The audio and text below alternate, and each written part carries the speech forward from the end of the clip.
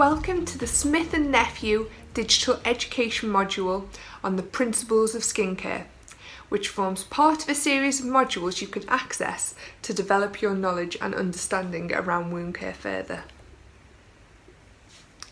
Today we will be discussing the principles of skincare. By the end of the module, you will be able to name the basic layers of the skin.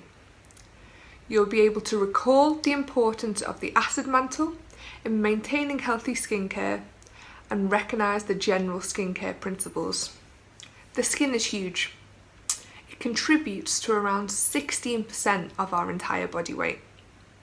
I don't know about you, but I found that really surprising.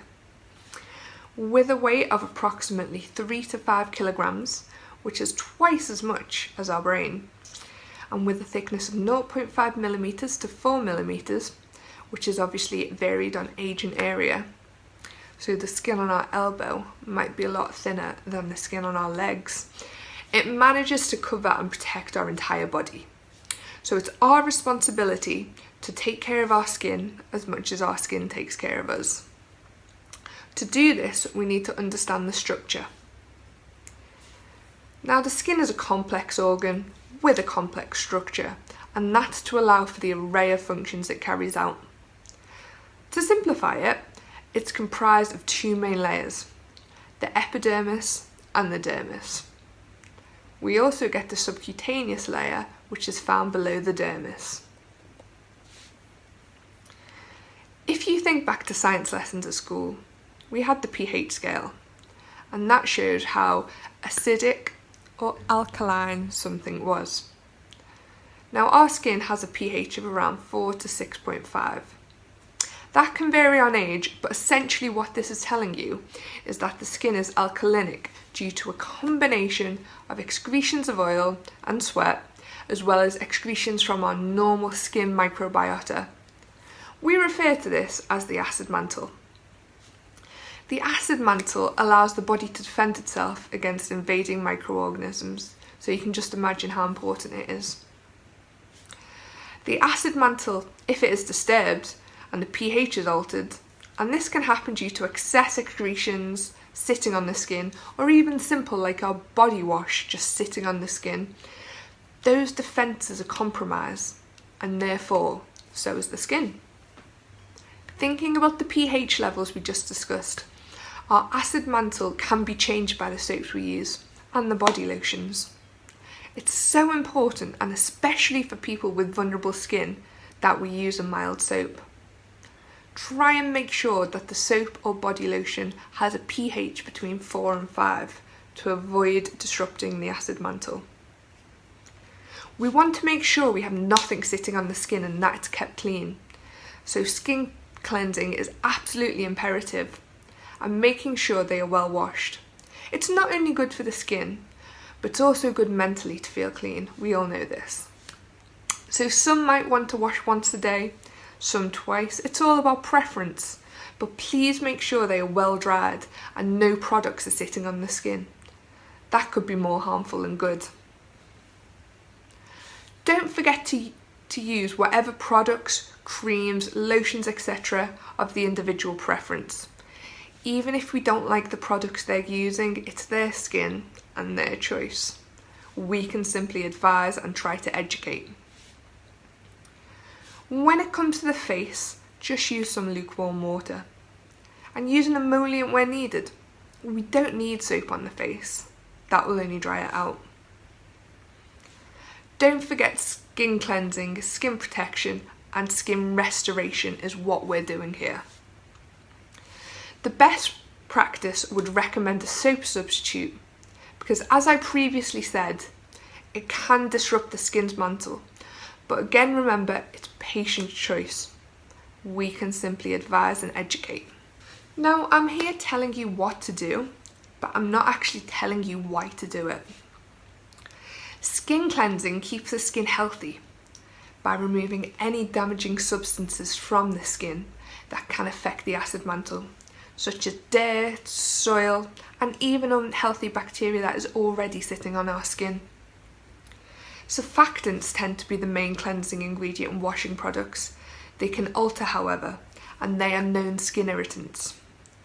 The type that's included in the product can range in mildness, but it's so important that you rinse them off and don't leave them sitting on the skin.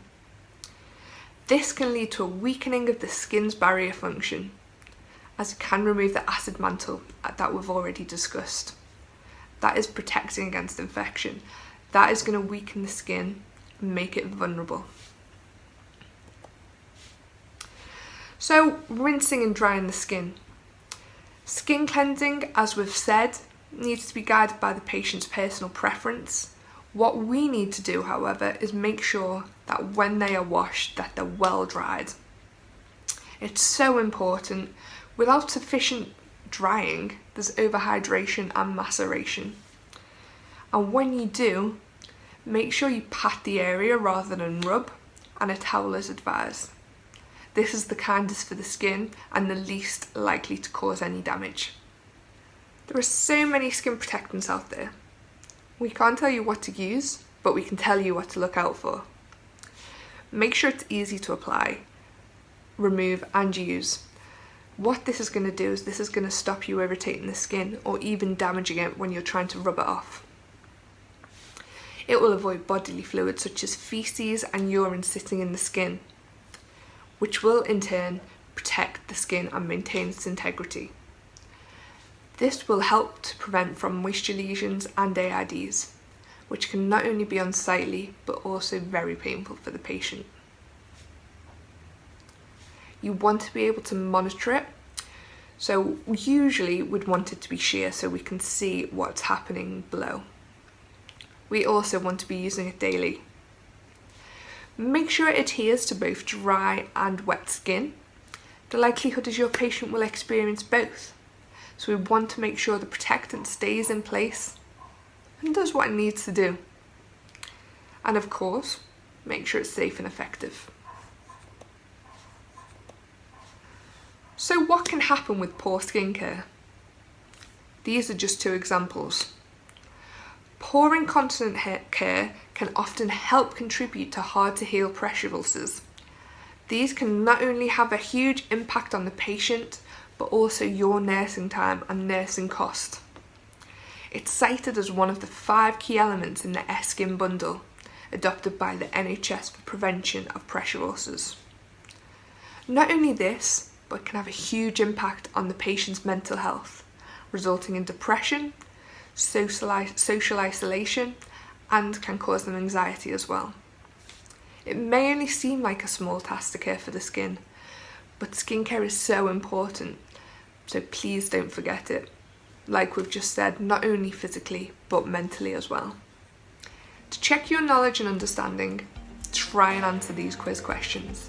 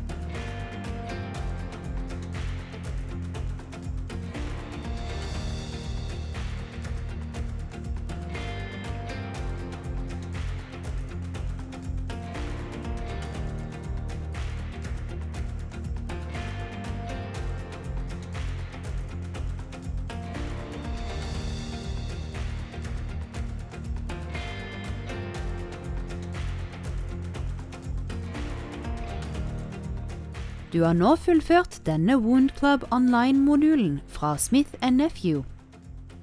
Hvordan vil du bruke det du har lært i jobben din? Klikk på lenken i forklaringen hvis du ønsker å laste ned et kursbevis. Tusen takk for at du tok deg tid til å ta kurset. Ikke glem å se på de andre modulene for å få mer faglig oppdatering om sår og sårbehandling.